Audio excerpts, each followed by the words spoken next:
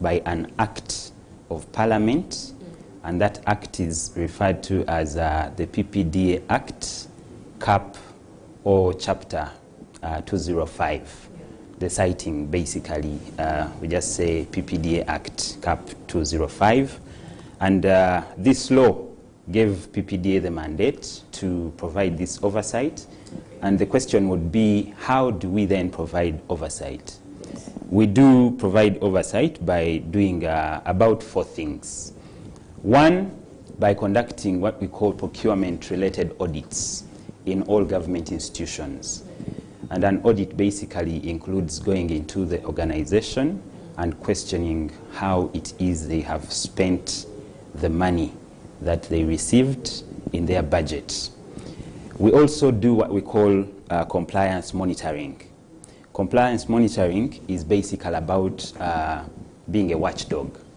You know, what you see in the newspapers, what you see government institutions doing, does it resonate with the basic principles of public procurement? So the third thing... Can I say you audit the government, basically? Exactly. Okay. We audit government, but specifically on matters to do with procurement. Okay. There are other people that audit and are looking for the corrupt in perhaps employment, in finances. Yeah. We really put specific focus on procurement-related transactions. Okay. And besides that, we also extend advisory services to government institutions. Many times people are stuck and perhaps they have a complex situation they are dealing with. They want to procure perhaps from a supplier and the procurement is unusual. They want to know about a certain law and practice and how government ought to go about a situation. Or sometimes they are caught between a rock and a hard place and they don't exactly know how to balance and make a decision. So many times we are the government's advisory body on procurement-related matters. And the fourth thing is we empower government institutions through trainings and capacity building and a number of things. So basically those 4 things: audit, compliance, advisory, capacity building, and that is what constitutes the basic mandate of PPDA. Okay. Yes. I think this is a good body for directing the government in the right way. Very much so. Okay, so now we talk reservation schemes. So how do the reservation schemes outlined in the PPDA guidelines promote the participation of youth, women, and people with disabilities in public procurement? Yes.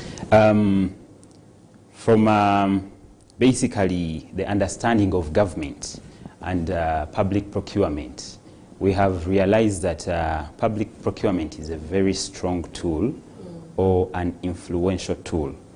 You know, if I could just paint for the viewers a picture, in this country, if you have a national budget, for example, for this year of 72 trillion, the biggest chunk of that money is going to be spent through procuring different things to be able to support service delivery.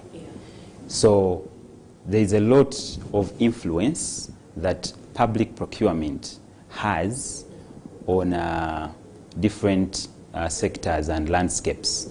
When you're talking of economic growth, when you're talking of promoting equality, you can have different tools at your disposal to be able to actually achieve your interests and objectives. So for public procurement, this is one of the biggest opportunities that government uses to drive its agenda. And what is government's agenda? Government's agenda is to serve the Ugandans, is to promote economy and boost economic growth. Government's agenda is to do and achieve wealth creation, reduce poverty. So basically, through PPDA or through government, it was thought through that if we did some reservation schemes they would, in one way or another, help to uplift our own people, the Ugandan suppliers or the local suppliers who have local solutions, our women who have for a long time been disadvantaged by different social norms, the youth who are struggling to make it. Most of the youth that have suffered unemployment, usually it's not because of their making. They have tried to get skilled, they have tried to look for opportunities, but many times they find themselves unable to come out of those pits of struggle. So government is saying we want to support the youth, we want to support the persons that have been marginalized for a very long time, the persons with disabilities, and created reservation schemes under public procurement. Now, reservation schemes are basically a way to ring fence and say, for the following things, let's ring fence them for our people, you know? Yeah, and then putting in place certain mechanisms to support them. And why we are using public procurement is because of the influence and the mileage it can give you. Yeah, so because we've known that about 60 or 65% of the national budget can be spent through procurement, we have therefore created reservations, and these are under the guideline on reservation schemes to promote the registered associations of youth, women, and persons with disabilities. And what we are basically saying is that for procurements below 30 million shillings across government entities, what we call central government entities, should be reserved to these groups of people, so that in one way or another they can be brought into the money economy, you know, they can be given leverage, you know. And we have also not burdened government by putting this figure so high. We have left it at 30 million. So any procurements under 30 million shillings are reserved to these groups of people. And if it is in a local government, because we also have local governments that are districts, municipal councils, and also cities, we are saying all procurements below 10 million shillings. That's affordable at least. It is. Not too high. It isn't. And of course, in local governments, their budgets are relatively not as high as the budgets in central government institutions. So basically, we thought that if people at the grassroots level can also get to know that government has looked out for you, and in any district local government, in any municipal council, you can walk in and say, I need to supply maybe these items. I need to offer this service, because we have now ring-fenced that as long as it's within those figures. And the beauty under this guideline, we have also tried to simplify the procurement procedures. Some people over the years have said that procurement is complex, it's bureaucratic. So we have tried to break things down and said, for example, do not ask for bidding fees from these people. Usually when you go to ask for a tender or a bid opportunity, you have to pay some what we call non-refundable fees for you to participate. In lay language, these are like participation fees. So we are saying, no, for these groups of people under this guideline, and they don't really have to pay. And this is guideline number 11 of 2024. They don't have to pay those fees. You can charge all these other people to come and participate, but do not charge the registered associations or groups of youth, women, and persons with disabilities. We have also said, don't charge what we call bid security. A bid security is a form of protection. If you want to come and participate in a process, you have to follow and abide by the rules of the process. So people sometimes misbehave, and he starts and says, I want to participate in this process, but eventually he jumps out. So we protect that process in procurement by charging what we call bid security. But now we are saying for these groups of people, don't charge bid security. Let them just sign a commitment that we will abide by the rules, and then we are simplifying the documents for them. We are reducing the registration fees for them. Basically, we are, under this guideline, creating a conducive environment to promote the participation of youth, women, and persons with disabilities. The objective is that perhaps after a period, maybe in future after 1 or 3 years, we shall see more youth getting opportunities. We shall see more women getting business opportunities from government. And we shall also see persons with disabilities being uplifted. Many times they have been left aside and marginalized, but we hope that we shall see some powerful people come up from these groups of people and have a trickle-down effect on people within their categories, because they normally say, for example, that if you educate a woman, or when you put money in a woman's pocket or bag, you have actually fed the whole family, you know? Yeah. So we believe this will also have a trickle-down effect, basically. Yeah. Okay.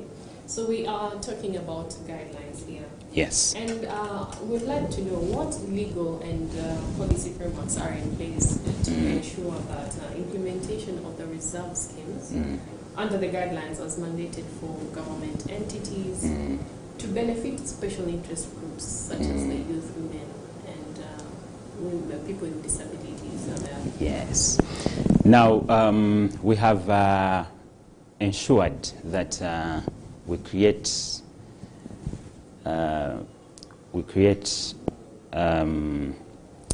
put provisions in place, provisions to support these guidelines.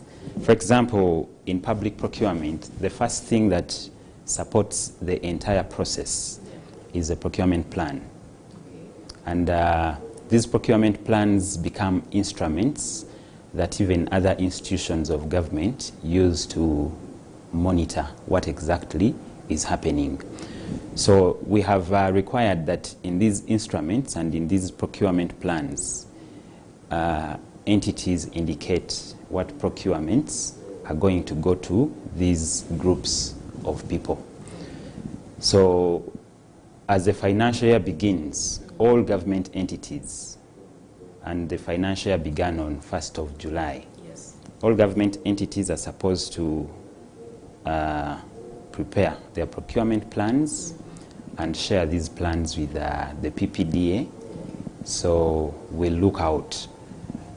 We shall be questioning of your entire budget, what have you reserved as per the guideline? And then that is the starting point.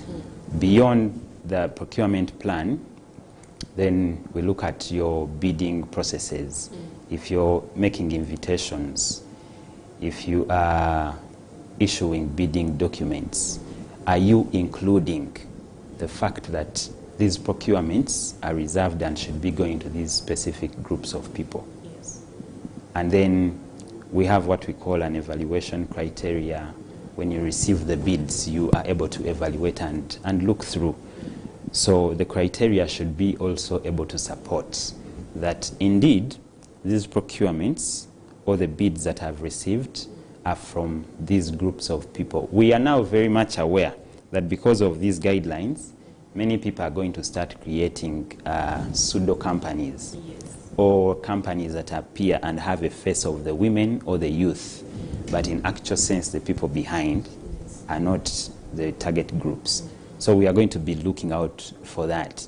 And we have in the procurement and evaluation procedure, we have mechanisms and criteria on how we exactly can measure and catch you. You know, there are things we look at. So what are some of those things you look at? Yes, some of those things we look at include the shareholding status, and this is something you cannot forge because it is also something we can check with the Registration Services Bureau. That is the Uganda Registration Services Bureau. When you register your association, your partnership, your company, Yes. and you give information to URSB, we can get that information and look at who the shareholders are. Are there penalties to those you mentioned? Pseudo companies will come up Yes. and actually be the face, yet the people behind them Yes. are not getting what they're supposed to get. So Yes. what penalties are there? What Yes. penalties do you give as a body? As a body, still under our mandate, you know, as you're regulating a process, you're trying to make sure that things do not go overboard. Yes. So we also, under the mandate, have the responsibility of suspending providers who are found wanting. For example, if we get you in this reservation schemes arrangement and we find that you have forged a lot of documents, you have put up a face, but in actual sense you're not what you're representing to be, we can blacklist you or suspend you. We use those two words interchangeably, blacklist or suspend. When we blacklist you, we simply give you a period of suspension for which you cannot participate in any procurement process And how long in is this that country. period? Usually it depends on the gravity of the offense. Okay. Yeah, it can be 3 years, it can be more. If it is so bad, it can be forever. So you never come back as an organization or as a company. So, and recently we just blacklisted about 16 firms, but they were not under this reservation scheme. They were in the general circulation and procurement for different offenses: forgery, non-completion of works, short-changing government, or being involved in unethical practices. And but we do it through a process, and we provide for the principles of natural justice. We listen to the parties. So you give us your story before we suspend you. So basically, these things, including shareholding, we look at who is in charge of the organization or the association, who is in control, who holds the powers of attorney, what is the organizational structure of the company or the association, and we want to see that there is a majority control and ownership by these groups of people if they are going to participate and partake of this reservation scheme, you know. So basically, the other mechanisms in place include things under contract monitoring, where we will be looking out for who is implementing the works that, or the contracts that get eventually awarded. And then we follow up on the information that we receive. There's a lot of information that we receive at the point of awarding you a contract, information on who the beneficial owners are.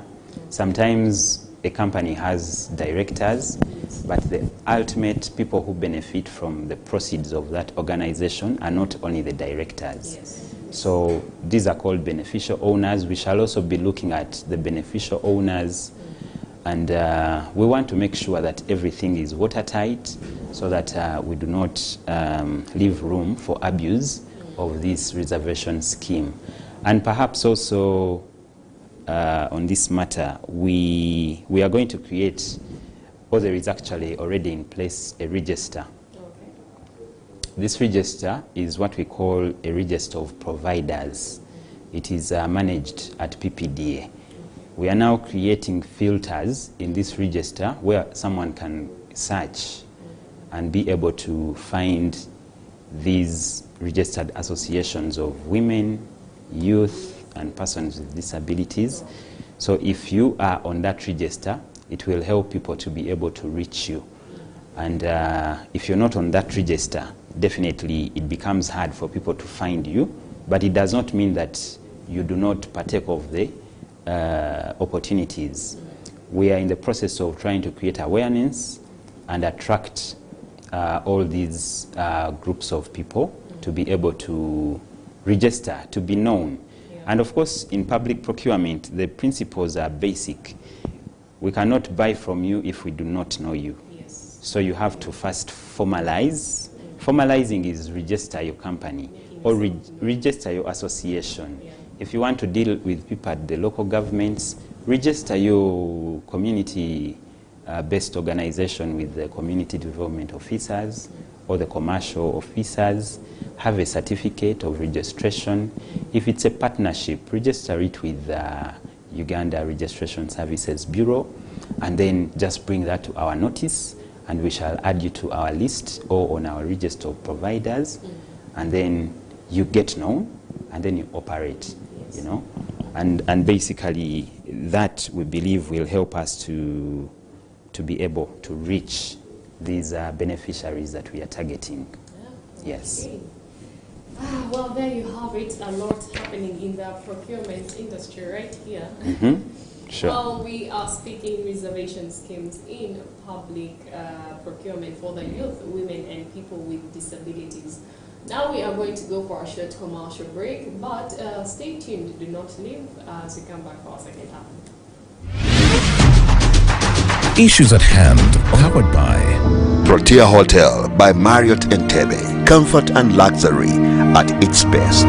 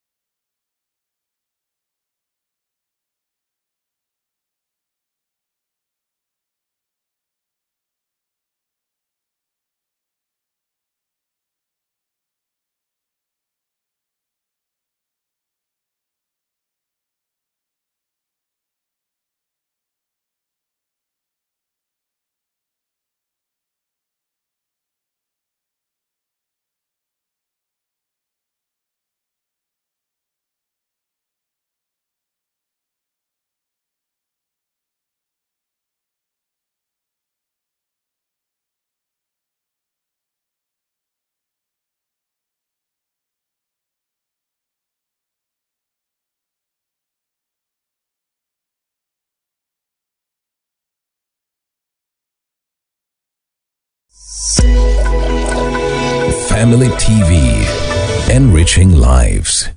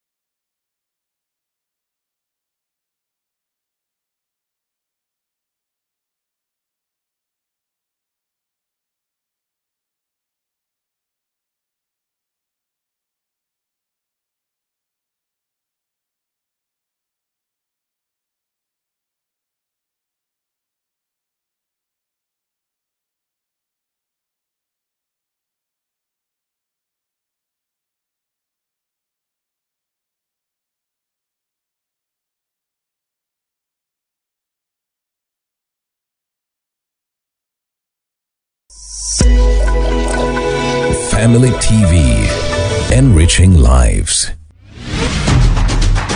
Issues at hand, powered by Protea Hotel by Marriott Entebbe. Comfort and luxury at its best.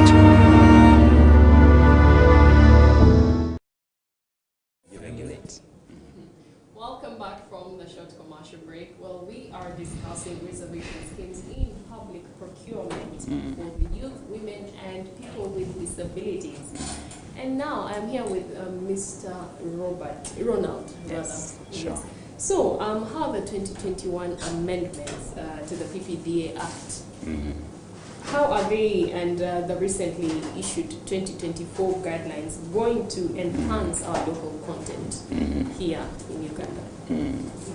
Yeah, thank you, Hope. In 2021, the PPDA Act was improved. Say improved.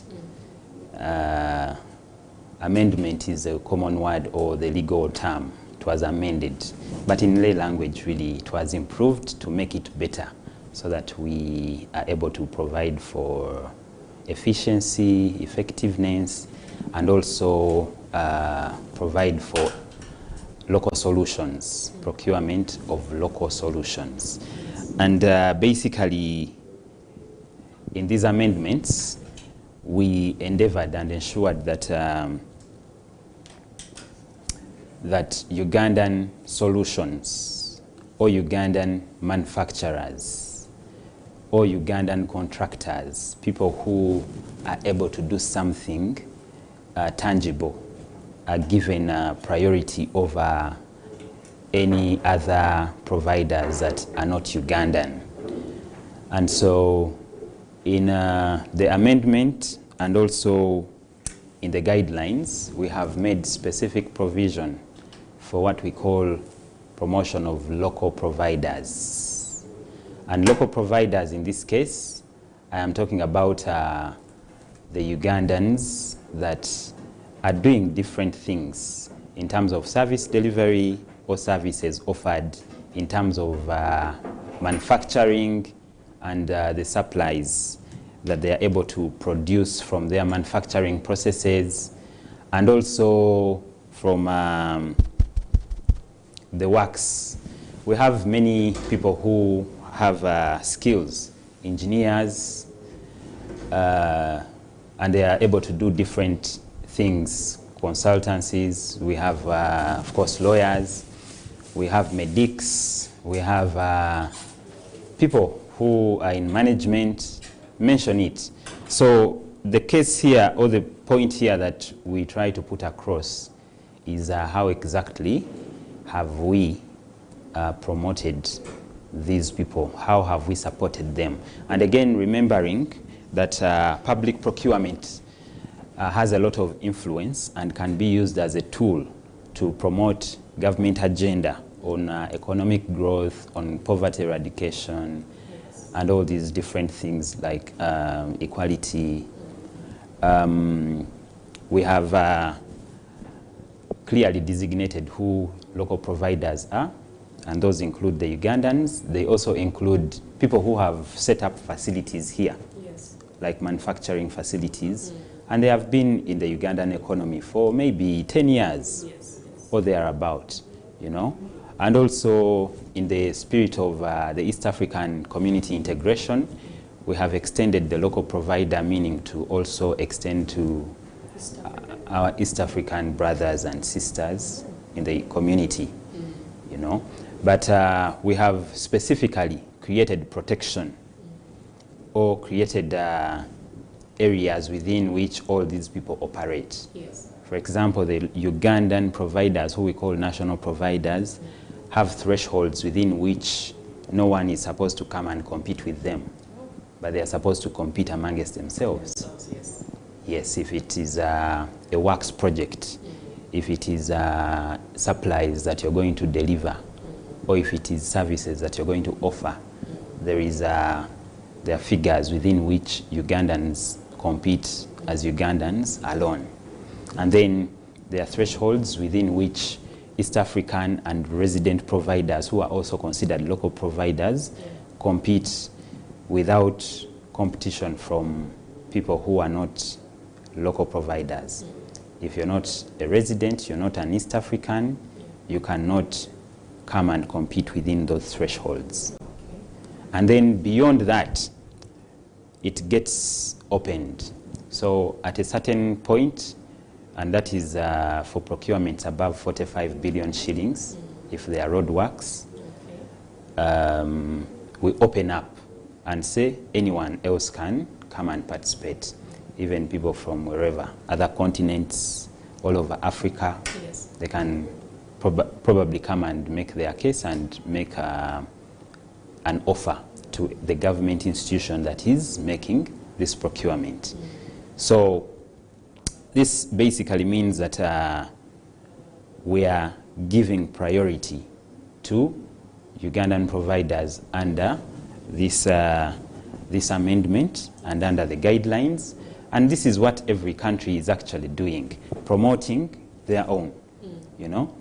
And of course, this does not mean that we are going to be compromising on issues to do with quality or the standard of service. No. If we realize that what it is that is required does cannot be provided for within, then the focus will be on how do we support the manufacturers to be able to reach the desired standard. Yes. But we shall not be pushing the buying entities into buying substandard things. Yes. So basically in this amendment, we hope that at a certain point in time, we are going to see the value of contracts and also the number of contracts that are going to Ugandans or to the local providers increasing. Yes. As it is currently, we actually see that most of the contracts actually go to local providers. But when it comes to how much value is in those contracts, the value is really very small, you know. Most of the money or most of the payments go to foreign firms, and the reasons are basic, because they are able to do much more than we are doing. They are more committed than we are doing, and we want to be able to build those skills. We want to be able to build that knowledge so that as a country we come up with a breed of manufacturers or contractors or service providers that can give us local solutions that are satisfactory, to the point that we overflow and can offer these same services and supplies to countries around us. It would improve our export-import imbalance. Yes. Most people by now should be aware that as a country we have more imports than exports. Yes. And that basically means we are earning very little. Exactly. And we are paying so much. Yes. So if we are able to contribute to that balance and reach a point where Ugandan manufacturing and service offering is at a point where is in surplus, yes, and we can offer more and earn more money, is the point that we hope to reach. And again, this is government agenda. As PPDA, we are basically supporting the government agenda to be able to reach that point. And basically that is how the law has provided for this. And PPDA's role, again, together with other government institutions, yes, is to monitor, is to support that through audits, through capacity building, that actually this is achieved. And it is a two-edged sword. Yeah. As we are pushing entities to procure from the locals, we are also pushing the local providers to up their game. Yes. Because many times the question is on issues to do with quality. Yes, very much. Question is on issues to do with commitment, Yes. culture.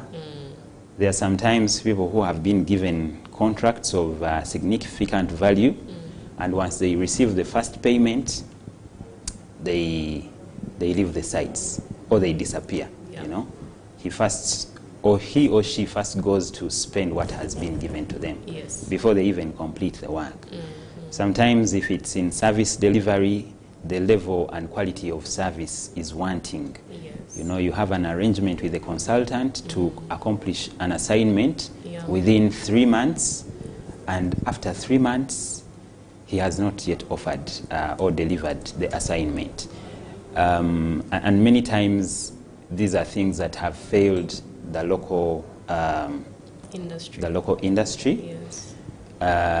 Many times we have heard of issues to do with financial capacity, it being very low, and government is trying to put in place different things to try to support people and boost their capital reserves. Yes. We are working with financial institutions to create awareness on where the opportunities exactly are at a micro and a macro level. Yes.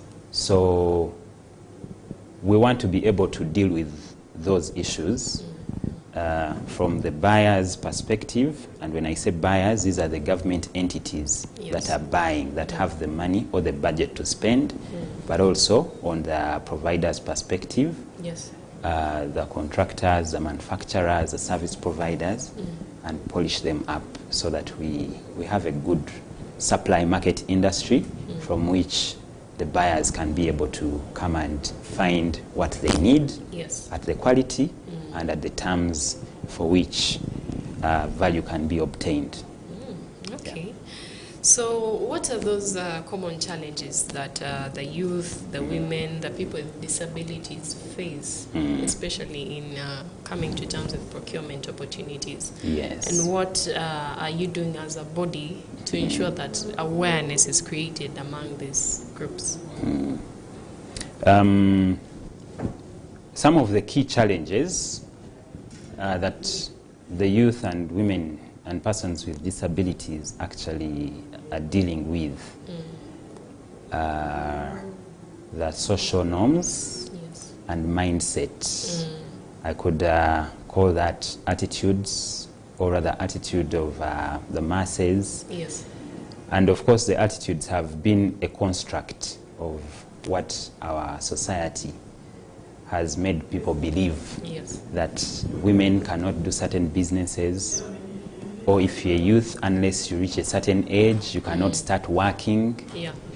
Then persons with disabilities over time have been stigmatized, and because of those beliefs, they have not been able to come out and be able to pursue opportunities with the same rigor and with the same aggression. Yeah. So social norms are, I think, for me, the biggest thing, the mindset, you know. And people sometimes think certain things are impossible, but there is nothing that actually should be impossible. Anything begins in the mind. The second challenge, which I have touched a bit, is about capital. People have really little resources, and people are struggling. Yes. And sometimes they are not able to demonstrate or to show that they are going to be able to deliver on a certain contract, so they are not able to bid for opportunities. Yeah. It's a big problem, but for that we are trying to work with the financial institutions. Yeah. But also in these guidelines, we have toned down some of those requirements. For example, there is a requirement when you participate in the public procurement process on annual turnover, that is revenue. Yes. Usually people ask you for your annual turnover, and they want it to be at a certain percentage. So we have in the guideline to promote youth and women and persons with disabilities, we have capped how much you should expect as a reserve, or rather as a turnover, the annual turnover that you must require from these groups of people under these reservation schemes. Yeah. And it should not exceed twice or 2 times the estimated value of the procurement. Sometimes some people ask for something which is 10 times more, and someone cannot demonstrate that. Yes. So we have capped it at that level, but we are also working with financial institutions to see what packages can be available to actually support these systems. The other thing that perhaps I should not leave without talking about is also sometimes what people have said, practices of unethical practices of corruption. Yes. You know, sometimes people get frustrated and they do not have the belief that they can win a government opportunity or tender if they do not pay some little small to someone or see someone or know someone. Yes. And that has been a very big challenge because people eventually don't believe sometimes the things we tell them.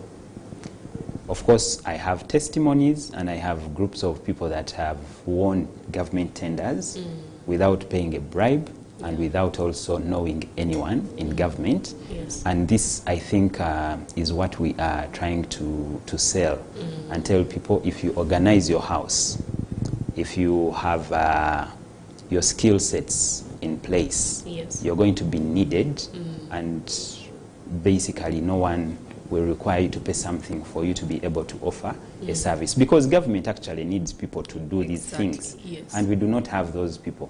So sometimes government actually gets one good person who is able to do a road, and you'll find that he's the same person doing roads in Kampala, in Wakiso, in Mukono, because there is only one good person, you know, not necessarily because he's bribing everyone all over the place, but because we are short of people who are trustable, even for these small things. You can give someone a local purchase order or an order to supply stationery, and then the person will start being funny. Or the next time, or disappear, or even not deliver, and then start giving excuses. The next time, if I want to give this kind of purchase order, I will actually not call that person. Exactly. But if that same person does a good job, sometimes that creates a bias. So the point here being that the corrupt practices are also being we are trying to address these issues. We are going against errant government officials who are found, and we have evidence against or about what it is that they do that is unbecoming. So as PPDA, under the PPDA Act, we are now empowered to start prosecutions. And in fact, the issue on prosecutions before last year, we didn't have powers to prosecute, but as of this year, we got powers from government's prosecutor. Government's prosecutor is the Director of Public Prosecutions, the DPP. We sought and we were granted powers to prosecute, and we are going to basically start going against errant officers. We've been going against or pursuing them basically, but we were working closely with the Inspectorate of Government, with the State House Anti-Corruption Committee unit, and the Office of the Auditor General. But as it is now, we basically can, even without the other institutions or going under the laws of the other institutions, pursue these people. So we are going to be gathering any evidence, and for the public out there, if people feel like they have been disadvantaged, we're actually going to be looking out to get information, and we will pursue those matters. And again, for people that feel unfairly treated, as a regulator, it is one of our roles to actually come into the process and try to mitigate the adverse effects. Recently, I think about a year ago, we started undertaking what we call bid preparatory audits. That if we get wind of something happening, or if we suspect that a certain process that is complex or high value is likely to be meddled with, or there are indicators and signs, we actually get into the bid preparatory process, which is the process of drawing the specifications, and we basically comb through and see whether there are any biases in these specifications, if the bidding document is a bit unbalanced, Yes. in favor of one person over another, or if it is not consistent with some of these guidelines and laws. Yeah. And so we basically are able to stop an undesired outcome early enough. So those three challenges, attitudes, capital, low capital reserves, and also the perception and actual understanding of corrupt practices and how they exist and manifest in procurement have been some of those challenges, and those are the different ways we have actually tried to address those.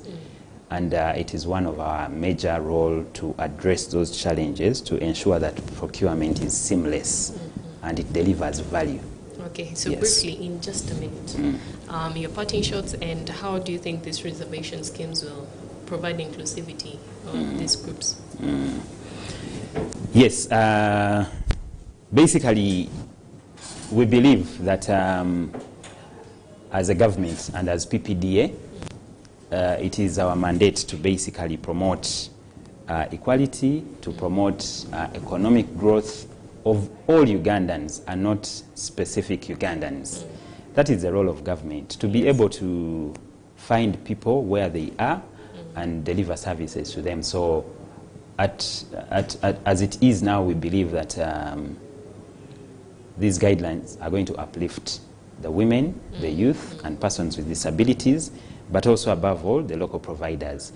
PPDA is available to offer any extended information or guidance on these guidelines and these laws and their implementation. And our office is at Nakasero Road, plot 39, on a structure called the PPDA URF Tower. But we can also be found in Barara, we can be found in Mbale, we can also be found in Gulu. And we are available to be able to help the public, but also help bidders, help businessmen, entrepreneurs who are seeking for opportunities in government on how it is that they do it, or if they have any challenges, we are able to address those challenges together with the government institutions that are that are procuring these basic things. Yes. Okay, well, there you have it from Mr. Ronald Tumuhairwe, the manager of local content at PPDA, in full public procurement and disposal of public assets authority. That's right. Well, that's what we had for you today. I hope you picked up something. I hope you visit the PPDA offices.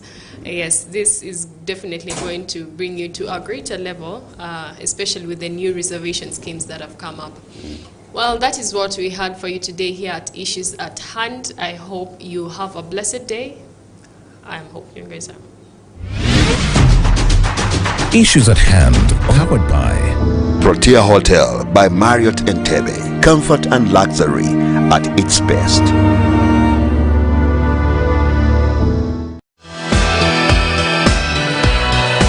This is Church of Uganda Family TV, enriching lives.